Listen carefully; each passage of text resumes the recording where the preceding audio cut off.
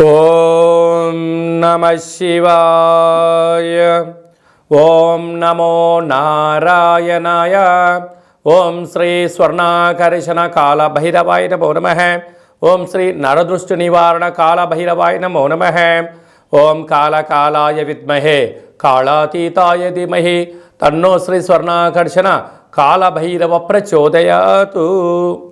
మా ఛానల్కి స్వాగతం. చూస్తున్న వీక్షకులకు ప్రేక్షకులకు ప్రియ కాళభైరవ భగవద్బంధులకి స్వాగతం పలుకుతూ మమ్మల్ని ఎంతగానో ఆదరిస్తూ ఉండబడినటువంటి ప్రియ సోదర సోదరీమణులకు అందరికీ సనాతన హిందూ ధర్మ పరిరక్షకులకు సంరక్షకులకు జ్యోతిష్య అభిమానులకు స్వాగతం పలుకుతూ నూతన ఆంగ్ల సంవత్సరం ప్రారంభం అయిన తర్వాత జనవరి నెలలో ద్వితీయార్థంలో అనగా 16వ తారీఖు నుండి 1/2024 31/1/2024 వరకు పుట్టినటువంటి వారందరికీ కూడా ముందస్తుగా జన్మదిన శుభాకాంక్షలు.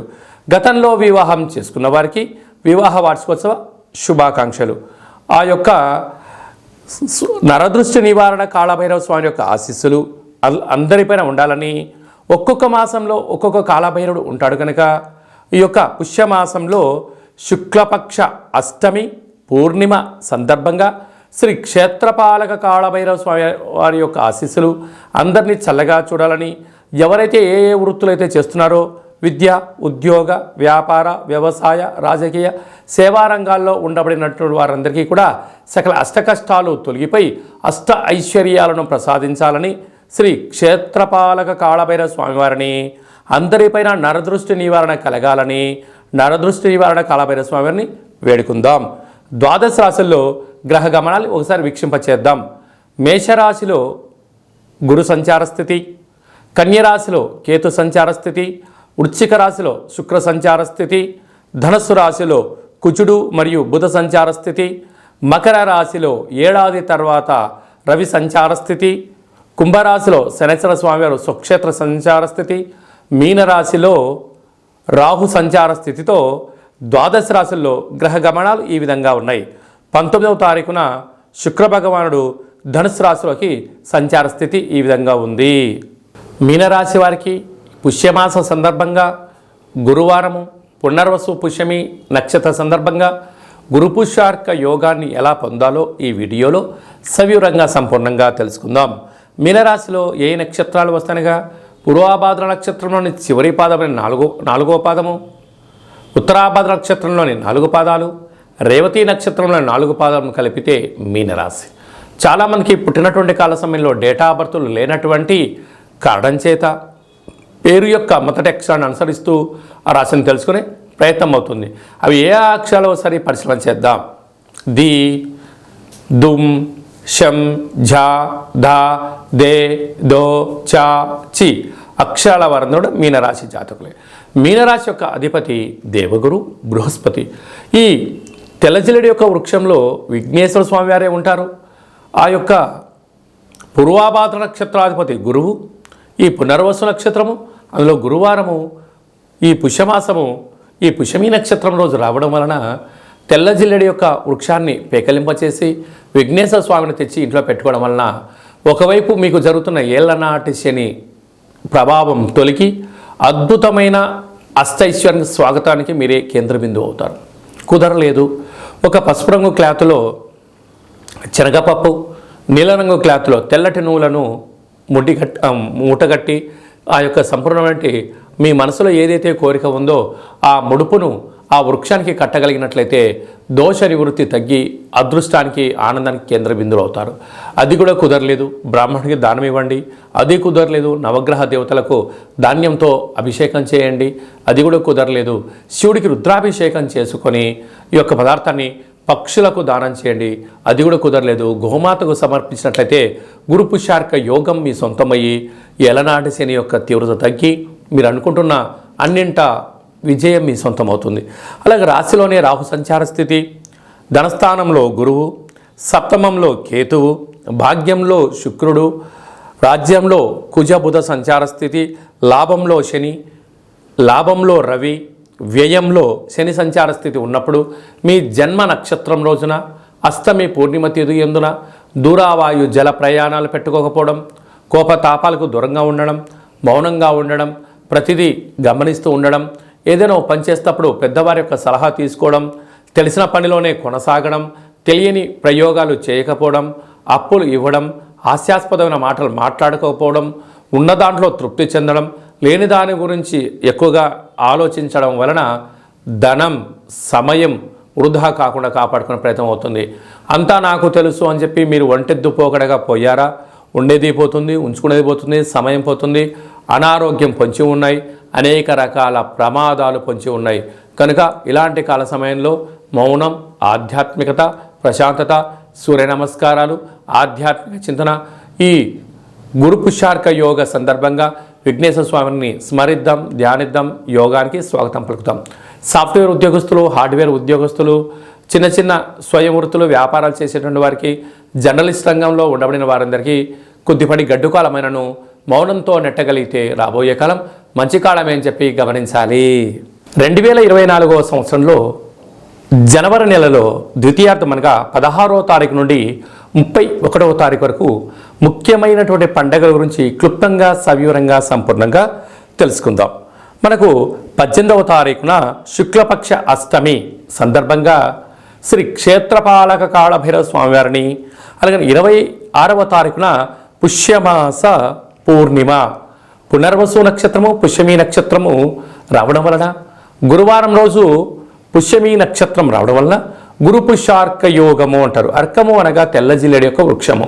కనుక ఆంగ్ల సంవత్సరంలో ప్రారంభ దశలో ద్వితీయార్థంలో ఉన్నాం కనుక మనమందరము కూడా తెల్ల జిల్లేడు వినాయకుడి దగ్గర, శ్వేతార్క గణపతి స్వామి దగ్గర దీపాన్ని వెలిగించడం వలన ఈ సంవత్సరం అంతా కూడా సకల అష్ట కష్టాలు తొలగిపోతాయని చెప్పి గమనించాలి.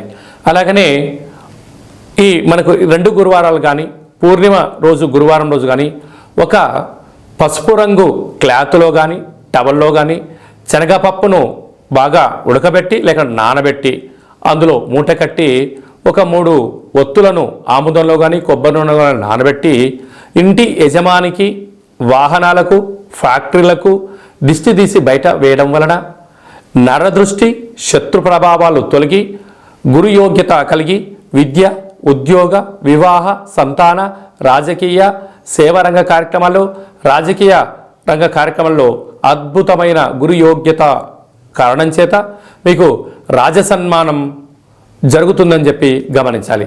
మనం ఇంకనూ జనవరి నెలలో ద్వితీయార్థంలో అద్భుతమైన విజయాలు సాధించగలగాలి అన్నట్లయితే ఈ యొక్క పాత్ర కంచు పాత్ర, ఈ యొక్క పాత్రలో మనం 12 రాసులను అచ్చు వేయడం జరుగుతుంది.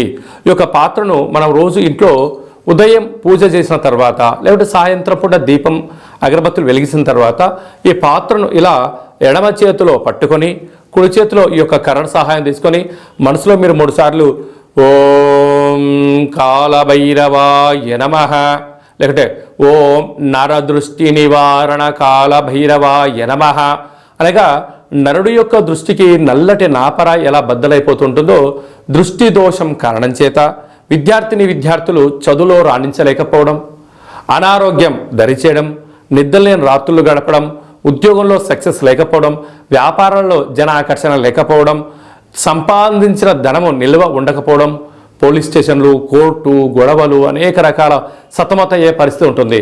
అలాగా మనము ప్రతిరోజు సూర్యోదయం నుంచి సూర్యాస్తమయం వరకు నిత్యము మనం ఏదో పనులు చేస్తూ ఉంటాం. అలాగా వ్యాపారాలు కానీ, నూతన వస్త్రాలు కానీ, బంగారు ఆభరణాలు కానీ, కొత్త కార్లలో తిరిగినప్పుడు అనేక మంది చూపుల యొక్క ప్రభావం మన పైన ఉంటుంది.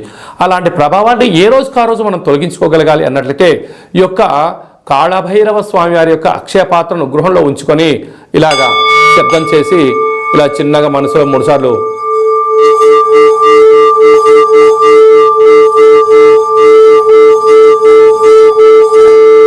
అలాగా ఓం నరదృష్టి నివారణ కాలభైరవాయ నమః అనేటువంటి మంత్రాన్ని 12 సార్లు ఉచ్చరింపజేయడం వల్ల ఈ యొక్క శబ్ద తరంగాల వలన మానవుని శరీరంలో ఉండబడినటువంటి మూలాధార, స్వధిష్టాన, మణిపూర్వక, విశుద్ధ, అనహత, ఆజ్ఞ చక్రాలు వికసింపచేసి దురదృష్టము దూరమైపోయి అదృష్టం మనకు కలుగుతుంది. అందుకే అపాయంలో గొడుగులాగా, అష్టైశ్వర్యాలలో మనకు అంబారీ వాహనంలాగా కాళభైరవ స్వామికి ఆశీస్సులు ఉంటాయని చెప్పి గమనించాలి. ఇంకను మన వ్యక్తిగత జాతకం తెలుసుకోవాలనుకుంటున్నారా? మీ యొక్క పేరు, పుట్టినటువంటి తేదీ, నెల, సంవత్సరం, సమయం రాసి మీరు వాట్సాప్లో పంపించగలిగినట్లయితే 100 సంవత్సరాల జాతకాన్ని రాసి పంపించి మీరు పుట్టినప్పుడు గ్రహ గమనాలు ఎలా ఉన్నాయి, ప్రస్తుతం ఎలా ఉండబోతున్నాయి, రాబోయే కాలంలో ఎలా ఉండబోతున్నాయో మీకు సవివరంగా సంపూర్ణంగా తెలియజేయడం జరుగుతుంది. అలాగే డేట్ ఆఫ్ బర్త్ లేనటువంటి వారికి మీ పేరు యొక్క మొదటి అక్షరాన్ని అనుసరిస్తూ హస్త సాముద్రికం ద్వారా అనగా మీ యొక్క చేతి యొక్క రేఖలను పరిస్థితిని బట్టి గవ్వల ద్వారా కాళభైరవ స్వామి యొక్క ఉపాసన బలం చేత భూత, భవిష్యత్, వర్తమానాన్ని తెలియజేయడం జరుగుతుంది. అలాగనే మీ యొక్క అబ్బాయి కానీ అమ్మాయి కానీ పుట్టినప్పుడు చిన్నపిల్లలకు ఆధ్యాత్మికమైనటువంటి పేర్లు ఎలా పెట్టాలి, న్యూమరాలజీ ప్రకారంగా ఎలా పేరు పెట్టుకోవాలో మన యొక్క దేవాలయంలో మీకు సవివరంగా సంపూర్ణంగా తెలియజేయడం జరుగుతుంది. అలాగా మీ అబ్బాయి కానీ అమ్మాయి కానీ వివాహం కావడం లేదా అయినటువంటి అవ్వడానికి ఎందుకు ఇలా ఆటంకాలు జరుగుతూ ఉంటుంది, అలాగా అమ్మాయి యొక్క జాతకంలో కానీ అబ్బాయి యొక్క జాతకంలో ఎలాంటి దోషాలు ఉన్నాయి, ఆ యొక్క అబ్బాయి అమ్మాయి యొక్క జాతకంలో వివాహానికి సంబంధించినటువంటి గణాలు గుణాలు సవివరంగా తెలియజేయడం జరుగుతుంది. అలాగే వివాహమైన దంపతులు తరచుగా గొడవ పడడం, అనేక రకాలుగా ఇబ్బంది పడడం, పోలీస్ స్టేషన్లో కోర్టు అని విడాకులు తీసుకునే పరిస్థితి ఉంటుంది. అలా కాకుండా ఈ కింద నెంబర్ మీరు సంప్రదించి అపాయింట్మెంట్ తీసుకొని సంప్రదించగలిగినట్లయితే మీ యొక్క పేర్లలో స్వల్పమైన మార్పులు చేసి శ్రీ పార్వతీ పరమేశ్వరుల యొక్క ఆశీస్సుల చేత మీరు సంపూర్ణంగా జీవన విధానాన్ని సవ్యంగా సాగడానికి అద్భుతమైన సలహాలు సూచనలు మీకు ఇవ్వడం జరుగుతుంటుంది. అలాగనే చాలామందికి కాళభైరవ మంత్ర ఉపదేశం ఎలా చేయాలి, కాళభైరవ నామ జపాన్ని ఎలా చేయాలి, కలియుగ కాలంలో కాలాన్ని శాసింపజేసే శక్తి మనకి ఎలా ఉండగలగాలి, యంత్ర మంత్ర తంత్ర తాంత్రిక సాధన ఎలా చేయాలో మన యొక్క దేవాలయంలో చేయడం జరుగుతుంది. మన యొక్క దేవాలయంలో ప్రతి నెలలో 4 మంగళవారాలు, 4 శనివారాలు, శుద్ధాష్టమి, పూర్ణిమ, బహుళాష్టమి, అమావాస్య తిథుల యందున కూష్మాండ దీపాన్ని వెలిగింపచేయడం, కాళభైరవ స్వామికి విశేష అభిషేక కార్యక్రమాలు చేయడం, ఒక్కొక్క నెలలో ఒక్కొక్క కాళభైరవ స్వామి వారు ఉంటారు కనుక ఆ కాళభైరవ స్వామి వారికి హోమ కార్యక్రమాన్ని చేయించడం, అలాగనే మనకు ఏలనాటి శని ఉన్నా, అష్టమస్థాన శని ఉన్నా, అర్ధాష్టమ శని ఉన్నా, గ్రహ సంచార స్థితిలో శని సంచార స్థితి, సూక్ష్మ సంచార స్థితి, నవగ్రహాల్లో రవి, చంద్ర, కుజ, బుధ, గురు, శుక్ర, రాహుకేతు సంచార స్థితిలో ఉన్నప్పుడు మనం అనేక రకాలుగా స్వల్పమైనటువంటి ఇబ్బందులు పడుతూ ఉంటాం. ఈ యొక్క ఇబ్బందులను సంచిత, ప్రారబ్ధ, ఆగమిక అనే కర్మలను మనము కాళభైరవ స్వామి యొక్క హోమాన్ని చేయించి మీకు నరదృష్టిని తీయించేసి ఈ యొక్క కర్మను ఈ యొక్క కాళభైరవ సాధకులకు భిక్షగా భోజనాన్ని ఏర్పాటు చేయడం వలన మన యొక్క కర్మను స్వామివారి దగ్గర ప్రసాద రూపంలో ఏర్పాటు చేయడం వలన మనము సంపూర్ణమైనటువంటి అష్ట కష్టాలకు స్వస్తి పలిగి నూతన సువర్ణ అధ్యాయ జీవితానికి స్వాగతం పలకడానికి కాళభైరవ స్వామి యొక్క భిక్ష చాలా అద్భుతంగా ఉపయోగపడుతుందని చెప్పి గమనించాలి. కనుక మనమందరము కూడా కష్టాలను తొలగించుకుందాం, ఐశ్వర్యాలకు స్వాగతం పలుకుతాం. మనం ఏదైతే అనుకుంటున్నామో ఉన్నతమైనటువంటి విలువలతో కూడుకున్నటువంటి ఆరోగ్యంతో కూడుకున్నటువంటి జీవన విధానాన్ని మనం సొంతం చేసుకుందాం. కనుక కాళభైరవ స్వామి యొక్క ప్రసాదాన్ని దానం చేద్దాం, కర్మను దానం చేద్దాం, అదృష్టాన్ని స్వీకరించాలని చెప్పి ఎవరికి ఎలాంటి అష్ట కష్టాలు లేకుండా అందరికీ అష్టైశ్వర్య ప్రాప్తిని కలిగించాలని కోరుకుందాం. కనుక ఆసక్తి గలవారు ఈ కింద సంప్రదించి కాళభైరవ స్వామి పూజా విధానంలో పాల్గొనండి. అందరికీ అష్టైశ్వర్యాలు ప్రసాదించాలని నరదృష్టి నివారణ కాళభైరవ స్వామిని వేడుకుందాం. అందరిపైన స్వామి యొక్క ఆశీస్సులు ఉండాలని, చల్లని చూడాలని ఆశీర్వదించమని వేడుకుందాం. శతమానం భవతి శతాయు పురుష సతేంద్రియ ఆయుష్యేవేంద్రియే ప్రతిష్టతి ధనం ధాన్యం బహుపుత్రలాభం శత సంవత్సరం దీర్ఘమాయు సర్వే జనా సుఖినో భవంతు లోకా సమస్తా సుఖినో భవంతు. సర్వం శ్రీ నరదృష్టి నివారణ కాళభైరవ దేవతార్పణమస్తు. హరి ఓం. ఈ వీడియో మీకు నచ్చినట్టయితే లైక్ చేయండి, షేర్ చేయండి, మా ఛానల్ని సబ్స్క్రైబ్ చేసుకోండి. నేను చేస్తున్న వీడియోలో మీకు ముందస్తుగా నోటిఫికేషన్ రావాలి అన్నట్టయితే గంట సింబల్ ప్రెస్ చేయండి, ఆల్ అనే బటన్ తెలియచేయండి. ఎవరైనా మన క్షేమాన్ని కోరుకుంటున్న వాళ్ళైనా అంటే మనం ఎవరి క్షేమాన్ని గురించి ఆలోచన చేస్తున్నట్లయితే ఈ యొక్క ఆధ్యాత్మికమైనటువంటి భక్తి సమాచారాన్ని వాళ్ళకు తెలియచేయండి. కాళభైరవ స్వామి ఆశీస్సులు పొందండి.